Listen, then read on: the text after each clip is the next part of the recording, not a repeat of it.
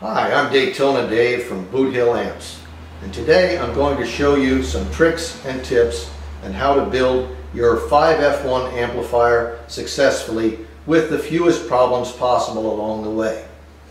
As I've sold many of these amplifiers, I've encountered people calling with questions and emails about particular problems that I hope to address for you in this series of short videos. Thank you for purchasing if you already have, and if you haven't, please consider getting your first amplifier kit from me, Daytona Dave, boothillamps.com. Some of the problems people are having in building their amps, they've called in and I've spoken with them on the phone, they've sent emails, and I've found ways to address these issues for you so that we can nip it in the bud, so to speak. We're going to go over the turret board and how to properly install resistors and other components according to the military specifications of 3/4 of a turn around each turret. This is important so that parts can come undone easily, but they're also very secure to each turret, and you have the strongest solder joint without problems later on.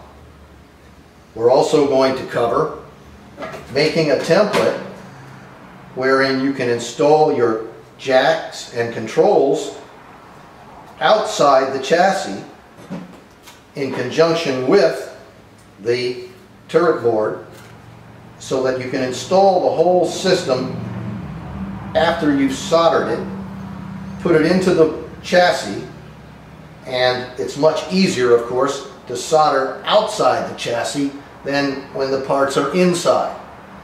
This template helps you do that, which you will make yourself out of cardboard.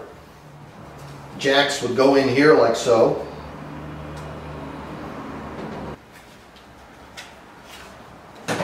Let me show you a complete unit over here. And here you have an idea of what I'm talking about. This is all done outside. I've measured this against the chassis so that I know that it's in the correct position.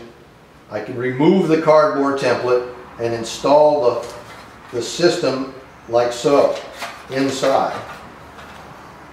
Solder joints should be somewhat pancake-like with a slight dome. If it's flat like this one, it's not the best. It still works. You can pull it and test it and see that it's strong. But a cold solder joint will come apart on you with some pressure. So make good solder joints. It's very important. This one is good. This one is sort of domed a bit too much, but it's still a decent joint. One thing that is often left out and not discussed enough and causes confusion with many builders is the grounding system. Here's a layout sheet for the 5F1. When you get your kit, I'll send you a link to where you can find this layout sheet and follow it. All your resistors will be labeled like so that you know where they go on your turret board.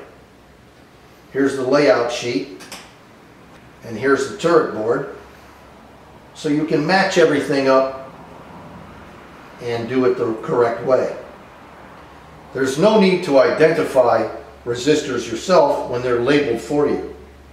However, resistor charts are available on the internet, so you can go by color codes if you need to double check for any reason. It's a good idea to learn about resistor color codes if you're going to build more than one amplifier. If you're having any difficulties with your kit, don't hesitate to give me a call or send me an email, and I'll be glad to help you out.